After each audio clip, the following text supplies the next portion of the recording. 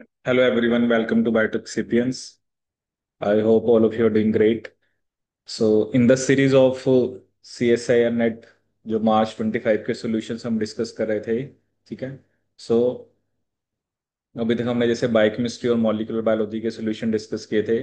और आज की जो वीडियो है, आज का जो ये सेशन है, इसके अंदर हम जो सेल बायोलॉजी से रिलेटेड जो भी आपके क्वेश्चन आए थे मार्च 25 मॉर्निंग शिफ्ट में, उनके सॉल्यूशंस के बारे में डिस्कस करेंगे। ठीक है, तो चलिए देखते हैं कि कैसे क्वेश्चन आए थे इस बार एग्जाम में। अब फर्स्ट क्वेश्चन यहाँ पर हमें क्या दे रखा है, that is a fluorescent A transmembrane receptor protein. ठीक है, एक ट्रांसमेम्ब्रेन रिसेप्टर प्रोटीन है जिसका नाम है एक्स, और एक ट्रांसमेम्ब्रेन प्रोटीन है which is bound to the actin cytoskeleton with fluorescent tag were expressed in a cell. ठीक है, प्रोटीन एक्स को भी हमने फ्लोरेसेंट टैग करा है, और वो प्रोटीन जो एक्टिन एक्टिन साइटोस्केलेटन के साथ है उसको भी हमने फ्लोरेसेंट टैग किया है। A fluorescence recovery after photo bleaching experiment was performed on this protein. Which one of the following options represents the most likely outcome of this experiment? ठीक है, देखो जब भी फ्रैप का नाम आता है तो ये टेक्निक या तो हम लिपिड्स की मूवमेंट के लिए जो लेटरल डिफ्यूजन होती है और प्रोटीन्स के लिए स्टडी करते हैं। ठीक है, अब एक सिर्फ एक ट्रांसमेम्ब्रेन प्रोटीन एक्स है और एक ट्रांसमेम्ब्रेन प्रोटीन है, बट वो एक्टिन साइटोस्केलेटन के साथ बाउंड है। ठीक है, तो अगर वो किसी एक्टिन के साथ बाउंड है तो मे बी उसकी जो मूवमेंट है वो इतनी फ्रीक्वेंट नहीं होगी। ठीक है, या उसकी मूवमेंट स्लो होगी। ठीक है, लेकिन जो एक्टिन साइटोस्केलेटन के साथ बाउंड नहीं है उसकी मूवमेंट क्या होगी, फास्ट होगी। ठीक है, तो इस बेस पे हम देखते हैं क्या आंसर होगा, कि दोनों की फ्लोरेसेंस जो है वो सेम रेट पे रिकवर होगी। नहीं, ऐसा नहीं होना चाहिए, एक्स की जो है वो जल्दी आनी चाहिए। ठीक है, दूसरी ऑप्शन में एक्स की लेटर देन वाई, तो ये भी गलत हो गया। Fluorescence of Y will be recovered later than X, हाँ ये सही है, क्योंकि एक्स की जो है वो आपकी एक तरह से आप कह सकते हो कि वो पहले आ जाएगी उसमें फ्लोरेसेंस, और वाई की बाद में आएगी। ठीक है, being membrane proteins no recovery of fluorescence expected. ठीक है, अब कई बच्चे ना ये भी आंसर लगा सकते हैं, क्योंकि जनरली जब हम बुक्स में पढ़ते हैं ना, तो मेनली हम लिपिड्स की डिफ्यूजन की बात करते हैं कि लिपिड्स की लेटरल डिफ्यूजन होती है। बट जो प्रोटीन्स होते हैं ना, प्रोटीन्स ऑब्वियसली वो डिपेंड करता है, अगर बड़े साइज का प्रोटीन है तो उसकी मूवमेंट थोड़ी स्लो होगी, जिसका साइज थोड़ा छोटा है उसकी मूवमेंट फास्ट होगी। सो फ्रैप जो है उसको आप लिपिड्स और प्रोटीन्स दोनों की मूवमेंट के लिए स्टडी कर सकते हैं। ठीक है, तो फर्स्ट का आंसर होगा सी। नेक्स्ट क्वेश्चन है dynein. Dynein is a microtubule dependent motor protein essential for cellular processes. ठीक है, ये आपने सुना होगा, डाइनिन सुना होगा, काइनेसिन सुना होगा। Which one of the following statements related to dynein function is incorrect. ठीक है, dynein it helps in the cilia and flagella beating, ये सही है। जब आप, क्योंकि सीलिया फ्लैजिला माइक्रोट्यूब्यूल्स के बने होते हैं, उसमें हम बोलते हैं कि सब फाइबर ए है उसमें डाइनिन नाम होती है। ठीक है, दूसरा क्या है, it transports organization anterograde direction. ठीक है, अब ये मैंने आपको डायग्राम दिखाया है। एक्चुअली जो काइनेसिन होता है वो प्लस एंड की तरफ जाता है, जैसे होता है ना, एक माइनस एंड होता है एक प्लस होता है। काइनेसिन याद रखते हैं के पॉजिटिव, तो जनरली जो काइनेसिन होता है वो प्लस की तरफ जाता है, और प्लस को वो एंटेरोग्रेड बोलता है। जो डाइनिन है वो माइनस की तरफ जाता है, उसको रेट्रोग्रेड बोलते हैं। ठीक है, अब इसमें क्या लिखा है कि डाइनिन है बट एंटेरोग्रेड लिखा हुआ है, तो इसका मतलब ये वाली स्टेटमेंट मेरी इनकरेक्ट है। ठीक है, बाकी करेक्ट है। ये स्पिंडल असेंबली और पोजीशनिंग में भी पार्टिसिपेट करता है, and it interacts with then actin, ये भी देखो यहाँ पे दिखा रखा है, इसके साथ भी इंटरेक्ट करता है फॉर एफिशिएंट ट्रांसपोर्ट। तो इसका बी स्टेटमेंट क्या आपकी गलत है। Which one of the following statements regarding cytoskeleton proteins is incorrect. पहली स्टेटमेंट है कि जो एक्टिन और ट्यूबुलिन प्रोटीन्स हैं they appear to have risen from a single copy gene. ठीक है, मतलब एक ही जीन थी, जैसे उसकी डुप्लीकेशन हुई और उससे दो अलग प्रोटीन बन गए। Present before multicellular eukaryotes divorced. ठीक है, तो ये स्टेटमेंट सही है। दूसरा क्या है कि tubulin bind specifically to ATP while actin bind specifically to GTP. अब ये स्टेटमेंट गलत है, क्योंकि जो एक्टिन होता है वो एटीपी के साथ बाइंड करता है, ट्यूबलिन जो है वो जीटीपी के साथ होता है। मतलब एक्टिन से याद रखना, एक्टिन जो है वो एटीपी से बाइंड करता है। तो हमें तो चलो इनकरेक्ट ही पूछी है, तो यहाँ पर बी ही आपकी इनकरेक्ट होनी चाहिए। इसके अलावा इन्होंने FTSG, ये एक ट्यूबुलिन का रिलेटिव होता है, that forms a filamentous ring needed to affect cell division in certain prokaryotic species. और MRB एक एक्टिन रिलेटिव है, और ये फिलामेंट्स बनाता है जो सेल शेप के लिए जरूरी होता है, ठीक है। ये एक्चुअली ना तीन होते हैं, एक FTSG होता है जो कि ट्यूबुलिन के साथ आप उसको कंपेयर करते हो, यूकेरियोट्स में ट्यूबुलिन, बैक्टीरिया में FTSG, MREB को एक्टिन के साथ, और इंटरमीडिएट फिलामेंट को हम कंपेयर करते हैं क्रिसेंटिन, ठीक है। क्रिसेंटिन का वही काम होता है जो इंटरमीडिएट फिलामेंट्स को होता है। मैं आपको एक टेबल भी शो करता हूँ, यहाँ पर आप देख सकते हो। ये ट्यूबलिन हमें होमोलॉग्स बता रखे हैं, FTSG, BTUBA, BTUBB, TUBZ, ठीक है। जैसे इसमें FTSG पूछा हुआ था। एक्टिन का जैसे MAMK, MREB, MBL, PARM, ठीक है। इंटरमीडिएट जो भी मैं आपको बता रहा था क्रिसेंटिन, क्योंकि ये एक बैक्टीरिया से डिस्कवर हुए थे जिसका नाम था कोलोबैक्टर क्रिसेंटस, ठीक है। तो और भी कुछ ऐसे प्रोटीन होते हैं जो बैक्टीरिया के साइटोस्केलेटन में यूनिक होते हैं, जैसे MIND एंड पारे। पारे आपने पहले भी पढ़ा होगा, क्योंकि ये क्रोमोसोम और प्लाज्मिड की सेग्रीगेशन में हेल्प करता है, ठीक है। So from this you can get information, ठीक है। देखो क्या ना, कई बार मान लो मुझे बाकी स्टेटमेंट्स नहीं भी पता है, बट अगर मुझे ये पता है कि ट्यूबलिन GTP से बाइंड करता है, एक्टिन ATP से, तो मेरा आंसर हो जाएगा, ठीक है। नेक्स्ट क्वेश्चन है, which one of the following is not a major phospholipid in mammalian cell membrane, ठीक है। देखो यहाँ पर परसेंट बता रखा है, तो ये परसेंटेज आपको पता होनी चाहिए। जैसे फॉस्फेटिडाइल इथेनोलामिन 30% है, कॉलिन आपका 27% है, स्फिंगोमाइलिन 23% है, सिरिन 15% है, और ये बाकी जितने भी सारे हैं, चाहे वो फॉस्फेटिडाइल आइनोसिटोल है, ठीक है आपका। जैसे सिरिन जनरली कहाँ पर होता है, इनर लीफलेट में होता है, हम पढ़ते हैं, ठीक है। ऐसे ही आप देख रहे हो स्फिंगोमाइलिन और फॉस्फेटिडाइल कोलिन ज्यादा आउटर लेयर में दिखा रखा है, इथेनोलुमिन भी अंदर दिखा रखा है। बाकी ये जितने हैं phosphatidyl inositol, inositol 4 phosphate, 4 5 bis phosphate, phosphatidic acid, ठीक है। ये भी जनरली सारे कहाँ पर दिखा रखे हैं, ज्यादा इनर में ही होते हैं। ये भी एक एग्जाम में शायद क्वेश्चन आया होगा, अभी इवनिंग शिफ्ट में जब डिस्कस करेंगे ना तब मैं बताऊंगा। ये सिर्फ 5% है, ठीक है।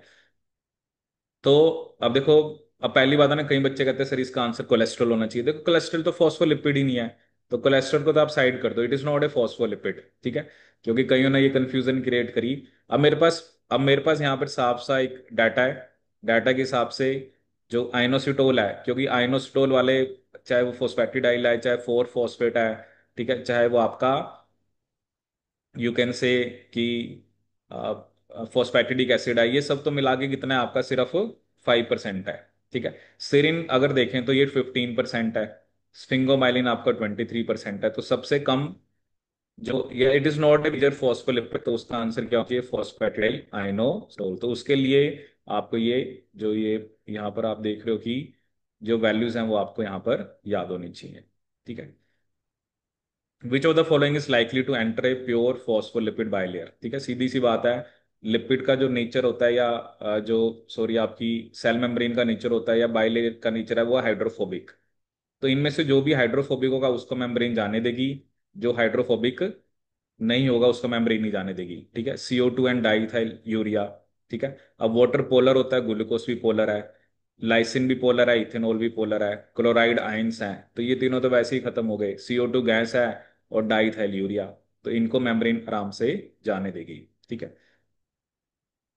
अब ये नेक्स्ट क्वेश्चन आया था कि protein x can be extracted from disrupted erythrocyte plasma membrane with high salt concentration, ठीक है।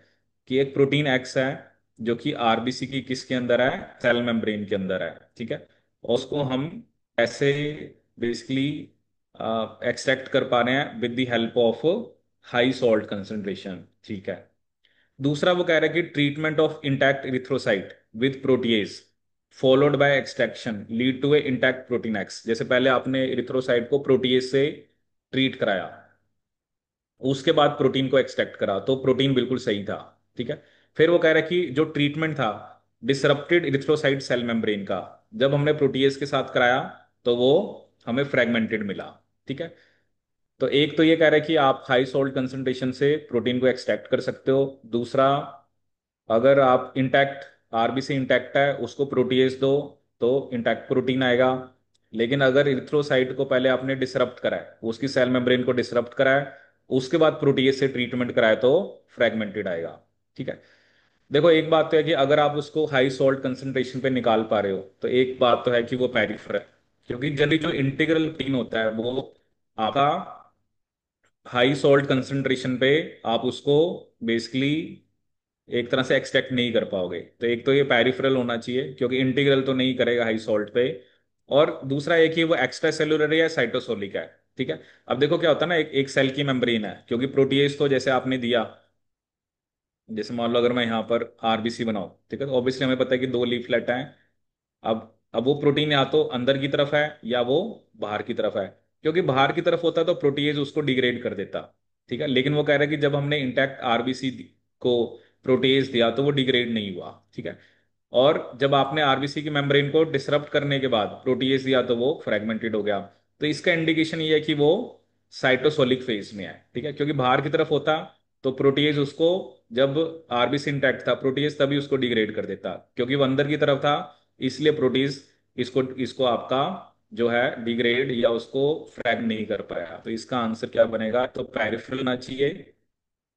और जो दूसरा ऑप्शन होना चाहिए, it has to be at the extracellular, sorry, it has to be at the cytosolic face of the plasma membrane. ठीक है, तो इसके अंदर आपका ए और डी, सो ये आपका जो कॉम्बिनेशन है, that that is the correct interpretation. देखो ना, अब इस टाइप का क्वेश्चन हमें क्या बता रहा है कि पहले आपको क्वेश्चन को समझना है, और उसके अंदर जो गिवन है उसके हिसाब से आपको कुछ इंटरप्रिटेशन दे रखी हैं, और उसमें से फिर आपको करेक्ट इंटरप्रिटेशन के बारे में बताना है। तो यहाँ पर आंसर क्या होना चाहिए आपका, ए एंड डी। चलिए नेक्स्ट क्वेश्चन देखते हैं। नेक्स्ट क्वेश्चन हमें क्या दे रखा है कि जो स्पिंडल असेंबली होती है एनिमल सेल्स के अंदर, तो उसमें न्यूक्लियर एनवेलप का ब्रेकडाउन होना चाहिए। ठीक है। सो न्यूक्लियर एनवेलप का जो ब्रेकडाउन है वो एक मल्टी स्टेप प्रोसेस है, कि सीडी के वन साइक्लिन बी के साथ बिगिन होता है, विच फॉस्फोरिलेट्स multiple components of the nuclear envelope। ठीक है। Given below are some components that are directly phosphorylated by CDK1 cyclin B। ठीक है।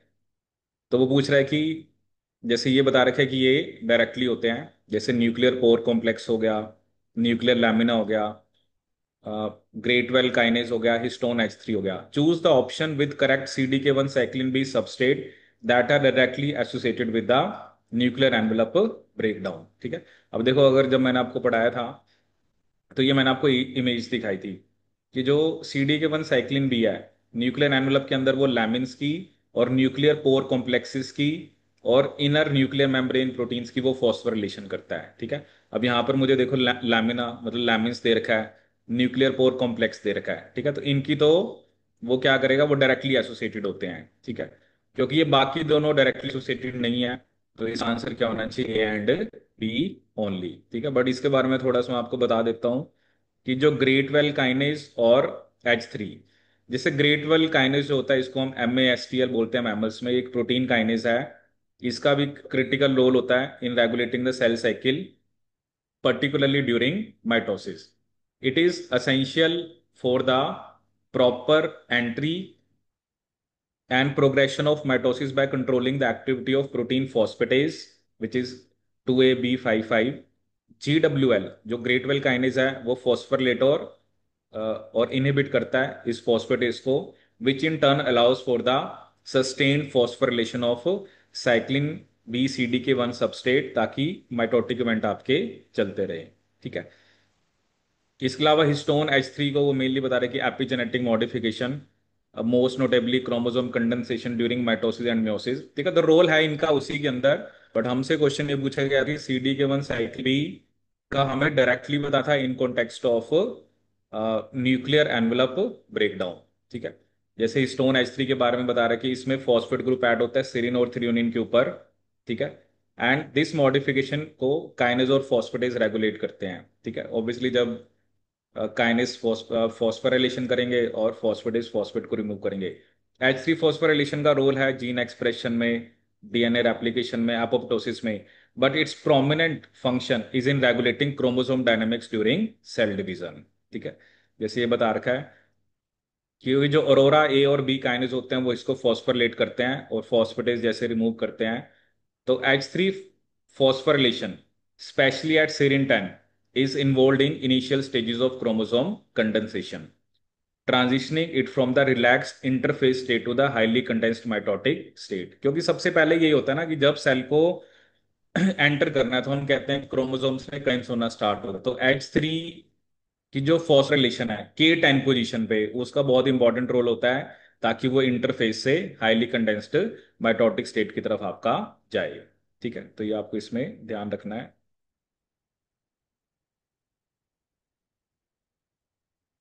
अब नेक्स्ट क्वेश्चन है, a researcher needs to identify if protein A is localized in the ER in human cell line, कि वो उसके ER में जाता है। यहां पर हमें एक प्रोटीन ए को स्टडी करना है।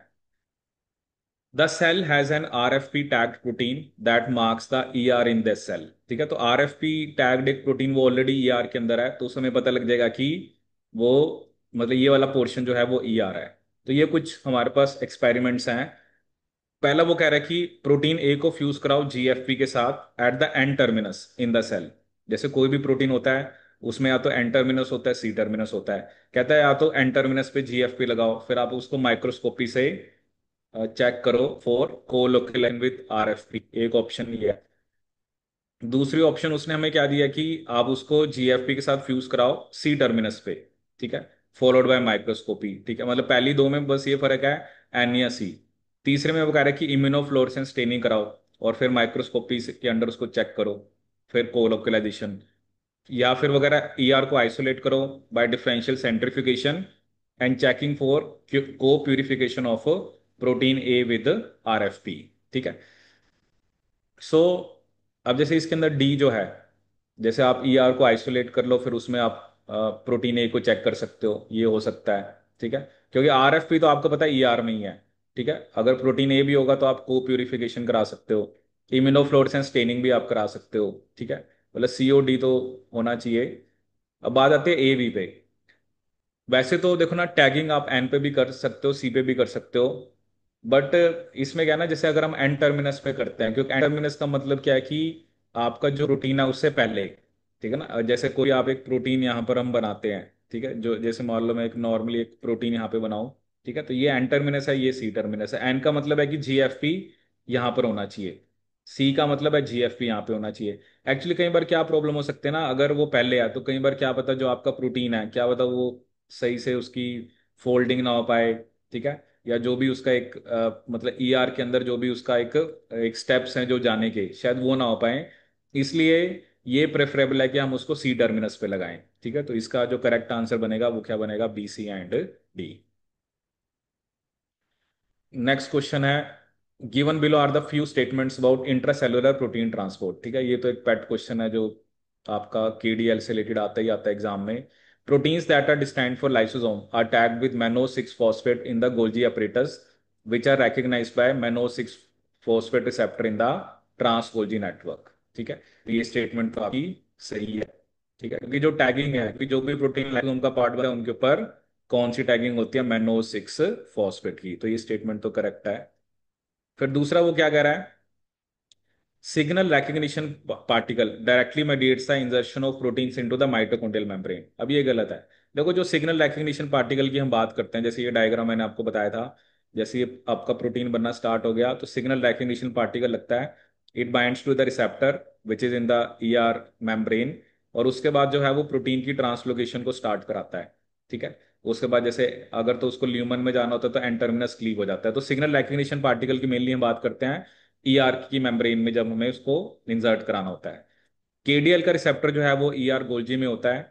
It works by retrieving soluble ER resident proteins that have accidentally move to the Golgi. ठीक है, ये देखो ये भी मैंने आपको डायग्राम क्लास में बताया हुआ है। जनरली कई बार क्या होता है, क्योंकि जिस भी प्रोटीन के ऊपर केडीएल सिग्नल है वो ईआर के ल्यूमन का पार्ट बनता है, जैसे ये प्रोटीन आपको दिख रहे हैं। बट समटाइम्स ड्यूरिंग जब भी वेसिकल्स पैकेजिंग वगैरह होती है तो कई बार गलती से वो प्रोटीन कहाँ पे चला गया, गोल्जी में। तो गोल्जी के अंदर केडीएल के लिए रिसेप्टर होता है which brings it back to the ER. तो केडीएल का रिसेप्टर आपको ईआर और गोल्जी दोनों में देखने को मिलता है। ठीक है, तो इसका सी स्टेटमेंट सही है। Cargo protein that are exported from ER are packaged into COP two vesicle based on the presence of the ER export signal in their cytosolic tail. ठीक है, तो वो कह रहा है कि जो कार्गो प्रोटीन्स हैं जिनका हमें एक्सपोर्ट कराना है ईआर से, they are packaged into COP two vesicle based on the presence of an ER export signal in their cyto cytosolic tail. ठीक है। और एक क्या बता रखा है कि जो क्लैथरिन कोटेड वेसिकल्स हैं they are primarily involve in vesicle trafficking between the Golgi and ER. ठीक है। अब देखो ना, ये देखो आप, जब भी जिस चीज को गोल्जी से ईआर में लेके जाना होता है, ठीक है, जैसे ये भी देखो आपको मैं डायग्राम बता हुआ है, क्योंकि क्लैथरिन का तो एंडोसिटिक में रोल आता है। ठीक है, जैसे आप ये देखो, गोल्जी से जब हमें कहाँ पर, जैसे ईआर से अगर गोल्जी जाना है तो कोप 2 की कोटिंग, गोल्जी से ईआर आना है तो कोप 1। ठीक है। और क्लैथरिन कोटेड जब वो कुछ कोई ऐसे कंपोनेंट है जो बेसिकली एंडोसाइटोसिस में इन्वॉल्व है। अब इसके अंदर अगर हम देखें तो क्लैथरिन को उसने ईआर और गोल्जी के बीच में लिखा हुआ है, तो ई तो गलत हो गया। तो इसका आंसर क्या बनेगा, ए सी एंड डी। क्योंकि ईआर से जो गोल्जी के पास जाता है वो कोप 2 वेसिकल की कोटिंग होती है। ठीक है। देखो ये तीनों डायग्राम मैंने आपको क्लास में कराए हुए थे और इन्हीं में से क्वेश्चन आ रखा है। The following statements are made regarding the role of cadherins. ठीक है, कैटहायरिन्स का जब भी नाम आता है तो सबसे पहले तो मेरे दिमाग में आता है ये सेल मेम्ब्रेन में है और होमोफिलिक इंट्रैक्शन। ठीक है, कैल्शियम डिपेंडेंट एडिशन मॉलिक्यूल है, और मैंने वर्ड देखना होमोफिलिक, होमोफिलिक है तो इसका मतलब ये सही है। ठीक है। फिर कह रहे cadherin function in tight junction, sealing the space between adjacent cells. ठीक है। तो कैटहायरिन्स का ऐसे टाइट जंक्शंस में तो हम कोई रोल नहीं लिखते हैं। ठीक है। इसके अलावा लिखा है कि जो एन कैटहायरिन्स हैं वो एपिथेलियल सेल में होते हैं। ये स्टेटमेंट भी गलत है, क्योंकि एन कैटहायरिन्स जो होते हैं वो न्यूरल और मेसेनकाइमल सेल्स में होते हैं। ठीक है। Cadherins are involve in formation of focal adhesions linking the cytoskeleton to the ECM. ठीक है, ये देखो मैं आपको डायग्राम दिखाता हूं कि ये जो अभी आपको फोकल एडिशन की बात कर रहा है, तो जो फोकल एडिशंस हैं they are mediated by binding of integrins to the ECM, not cadherins. ठीक है, इंटीग्रिन्स जो होते हैं जो मेम्ब्रेन में है वो ईसीएम के साथ इंटरेक्ट करते हैं, तो ये स्टेटमेंट तो मेरी गलत होगी। Cadherins interact with actin cytoskeleton through associated proteins called catenins. अब ये डायग्राम देखो, ये है मेरा एक्टिन फिलामेंट, ये है मेरा कैटहायरिन, और इनके बीच में इंटरेक्शन किसके थ्रू हो रही है, कैटेनिन के थ्रू हो रही है। ठीक है, तो ये स्टेटमेंट आपकी क्या है, करेक्ट है। तो इसमें ए और ई दोनों स्टेटमेंट्स आपकी करेक्ट है, तो राइट आंसर क्या होगा आपका, ए एंड डी ओनली। ठीक है। ये डायग्राम आपको बुकलेट में भी है और जो मैंने आपको पढ़ाया था, तो ये डायग्राम भी है आपका और ये वाला डायग्राम भी। ठीक है, कि फोकल एडिशंस क्या होते हैं, अलग अलग टाइप के मैंने जंक्शंस बताए थे, क्योंकि ये क्वेश्चन थोड़ा सा आपका सेल सेल जंक्शन से रिलेटेड है। अभी अभी बहुत इजी क्वेश्चन आया था, given below are components that facilitate transfer of molecule across phospholipid bilayer. जैसे एटीपी पावर्ड पंप्स की बात कर रहा है, यूनिपोर्टर, चैनल्स, सिम्पोर्टर। अब सिम्पोर्टर क्या होता है, जिसमें एक मॉलिक्यूल हाई टू लो जाता है और दूसरा लो टू हाई जाता है बट सेम डायरेक्शन में। Movement of molecule against concentration gradient couple to the another molecule moving down the concentration gradient. ठीक है, तो डी का तो 1 होना चाहिए। ठीक है, और दोनों की सेम डायरेक्शन होती है। एटीपी पावर्ड पंप्स होंगे तो transport of molecule against A concentration gradient, क्योंकि एनर्जी चाहिए, तो ए का 3 होना चाहिए। ठीक है, तो डी का 1। अब डी का 1 देखो तो दो ऑप्शन में है, ए का 3। अब देखो एक ऑप्शन बच रही है जिसमें ए का 3 है। ठीक है। चैनल्स बात करें तो, या जैसे पहले यूनिपोर्टर है, यूनिपोर्टर जो है वो हाइड्रोफिलिक मॉलिक्यूल कराते हैं डाउन देयर कंसंट्रेशन ग्रेडियंट। ठीक है, क्योंकि एक का ही करा रहे हैं, यूनिपोर्ट होता है, सिमपोर्ट होता है, एंटीपोर्ट होता है। एंटी में क्या होता है, होता उसमें भी एक हाई टू लो है और दूसरा लो टू हाई है, बट दोनों की डायरेक्शन डिफरेंट होती है। और चैनल्स जो होते हैं free diffusion of hydrophilic molecule, क्योंकि चैनल्स जो होते हैं वो हाइड्रोफिलिक एनवायरनमेंट प्रोवाइड करते हैं। ठीक है, ये भी मैंने आपको बताया, कैरियर्स होते हैं उसमें सेचुरेशन आ सकती है, बट जो चैनल्स होते हैं, क्योंकि एक बार चैनल ओपन हुआ वो बेसिकली फ्री डिफ्यूजन कराता है हाइड्रोफिलिक मॉलिक्यूल्स की, जैसे सोडियम चैनल होता है, पोटेशियम चैनल होता है, कैल्शियम चैनल होता है। ठीक है। अब ये क्वेश्चन आया था आपका, that is also related to cytoskeleton. Actin dynamics in cells is dependent on the several actin binding protein, given below are actin binding proteins in column X and their typical function in column Y. ठीक है, अब देखो यहाँ पर मैंने आपको दिखाया था कि एक होता है प्रोफिलिन। प्रोफिलिन का काम क्या होता है, एक्टिन एडीपी की जगह उसको एक्टिवेट करता है एटीपी में। फॉर्मिन होता है जो इनिशिएट करता है और असेंबली कराता है। ARP23 का काम होता है ब्रांचेस कराना। ठीक है। कोफिलिन का काम होता है वो बेसिकली सीवर करता है, उसको कट करता है, और उसके बाद जो एंड्स होते हैं अवेलेबल होते हैं, फिर उनकी या तो पॉलीमरेशन कराता है या डीपॉलीमरेशन कराता है। ठीक है। तो जहां पे मुझे ब्रांचिंग दिख रहा है, ब्रांच नेटवर्क, तो वहां पर तो पक्का ARP23 है, तो बी का तो 1 है। ठीक है। अब बी का 1 इस ऑप्शन में भी है, इस ऑप्शन में भी है। ठीक है। इसके अलावा जैसे आपको कॉफिलिन बताया, ठीक है, ये generally it binds ADP actin filament, और ये डिसअसेंबली को एक्सेलरेट करता है, तो सी का होना चाहिए 4। अब बी का 1, सी का 4, तो चलो दो ऑप्शन में है। ठीक है। ट्रोपोमाइसिन जो होता है वो एक तरह से आपका स्टेबलाइज करता है फिलामेंट को। ठीक है। And modulates binding of other adhesive protein, तो डी का 2 होना चाहिए। और फॉर्मिन न्यूक्लियेट्स असेंबली, ठीक है ना, देखो यहाँ पे लिखा भी होता है कि फॉर्मिन क्या करता है, initiate stimulate the elevation of actin filament, तो एक तरह से असेंबली क्या करा रहा है, एक तरह से आपका ये उसको nucleate assembly and remain associated. ठीक है। सो ए हैज टू बी, ए का हमने यहाँ पर क्या लिखा, ए का 3 होना चाहिए। ठीक है। तो ए का 3, बी का 1, सी का 4, और डी का होना चाहिए 2, तो इसका क्या आंसर बनेगा आपका सेकंड। ठीक है। तो देखो मोस्ट ऑफ द क्वेश्चन वही है जो मैंने आपको देखो इमेजेस से समझाया हुआ है। ठीक है। अब देख सकते हो एक्चुअली सेल सेल जंक्शन जो होता है, ये टॉपिक वैसे ECM के साथ है, बट जैसे मैंने आपको सेल बायो में ही पढ़ाया हुआ है, तो वहीं पे मैंने डिस्कस किया। अब देखो ना क्वेश्चन कैसे आ रखे हैं, ये एक फ्रैप पे आ रखा है, that is related to cell membrane. ठीक है। अब देखो इसका मतलब जो एक्चुअली क्या होता था, अगर मैं आपको थोड़ा सा आइडिया दूं, अगर आप बहुत पुराने पेपर देखोगे तो बहुत सारे क्वेश्चन जैसे ER गोल्जी लाइसोसोम पे आते थे। ठीक है। और फिर बीच में आपके क्वेश्चन आने लग गए न्यूक्लियस पर, माइटोकॉन्ड्रिया के ऊपर। ठीक है। और ये जो आपका साइटोस्केलेटन है ना, इस पे तो क्वेश्चन आने ही आने हैं। देखो डाइनिन ए क्वेश्चन साइटोस्केलेटन का ये आ रखा है। ठीक है। ये भी साइटोस्केलेटन ही है एक तरह से, ये सेल मेम्ब्रेन। ठीक है। ये भी सेल मेम्ब्रेन, ये भी मेम्ब्रेन। ठीक है। ये सेल साइकिल।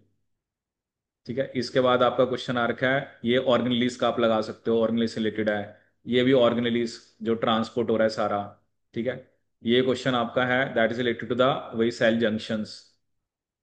नेक्स्ट क्वेश्चन जो है that is also related to the cell membrane, ये भी हम सेल मेम्ब्रेन में पढ़ते हैं अलग अलग टाइप के जो ट्रांसपोर्टर्स।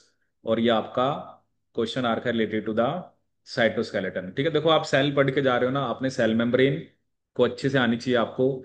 आपको उसके बाद आपको सेल ऑर्गेनेलिस के बारे में अच्छे से पता हो, सेल साइकिल के बारे में बताओ, और साइटोस्केलेटन के बारे में बताओ। ठीक है। और सेल से जंक्शंस, तो कोई भी प्रोटीन है आपको उनके रोल्स पता हो। जनरली एक बच्चों को मैं बात करता हूँ कि आपको पता होना चाहिए कौन से प्रोटीन सेल के अंदर होते हैं, कौन से प्रोटीन सेल के मेम्ब्रेन में होते हैं, और कौन से प्रोटीन सेल के बाहर होते हैं। ठीक है। So this is the solution of cell biology. I hope you like this video. ठीक है। सो एट बायोटेक सेपियंस हम ये जो भी एग्जाम्स हैं, आपका नेट का एग्जाम है, आपका गेट का एग्जाम है, IT जैम है, गैट भी है, MSc एंट्रांस, इन सब एग्जाम्स की तैयारी कराते हैं। ठीक है। अब देखो ना मैंने आपके सामने प्रैक्टिकली दिखाया ये सब क्वेश्चंस, जो जो इमेजेस, कहीं कुछ इमेजेस हम जैसे व्हाट्सएप के थ्रू शेयर करते हैं, या कुछ जो बच्चों को प्रेजेंटेशन की फॉर्म में, तो ये वहीं की इमेजेस हैं। ठीक है। तो डायरेक्टली जो क्वेश्चंस हैं वो उन्हीं इमेजेस से आ रहे हैं। ठीक है। हमारे पास भी चलो हमें बस ये पता है कि वो इमेजेस हमने कहाँ कहाँ से उठाई हुई हैं। ठीक है। तो स्टूडेंट्स के लिए बस ये होता है कि उसको गाइडेंस मिल जाती है। अब एट द एंड उसको याद रखना। अब देखो ना, फोकल एडिशन अगर आपने ध्यान से पढ़ा होता तभी आपको पता होता कि फोकल एडिशंस के अंदर इंटीग्रिन्स होते हैं, नॉट कटहरेंस। देखो उसी टाइम आपका क्वेश्चन हो जाना था। आपको ये पता होना चाहिए था कि ये जो लाइन लिखी हुई थी कि कैडहेरिन वो एक्टिव साथ इंटरेक्ट करता है थ्रू टेनिन, ये लाइन देखो। देखो एज इट इज, ऐसा नहीं है कि वही की वायरल लाइन उठा रखी है, cadherins interact with the actin cytoskeleton through associated proteins called catenins. ठीक है। तो फोकल एडिशन वाला गलत हो गया, जैसे देखो डी गलत है। अगर मैं यहां देखूं तो ये दोनों ऑप्शन तो मेरी खत्म थी। ठीक है। और एन कैडहेरिन्स नाम से ही पता लग रहा है ये न्यूरल में होते हैं, तो सी भी गलत था। ठीक है। तो जैसे कई बार कोई स्टेटमेंट से एक दो नहीं भी पता है, होमोफिलिक तो एक पक्का ही वर्ड है। ठीक है। कैडहेरिन्स जहां पे पढ़ा गया होमोफिलिक इंटरेक्शंस, और जैसे दूसरा आपने अभी कैटेनिन्स के थ्रू देखा। ठीक है। So this is all about this video. ठीक है। तो यहाँ पर हमारे यहाँ पर जो भी एग्जाम्स हैं इनकी रजिस्ट्रेशन ओपन है, तो जो भी स्टूडेंट लाइफ साइंसेज के एग्जाम्स के लिए प्रिपेयर करना चाहते हैं, so they can join Biotech Sapiens. So thank you so much.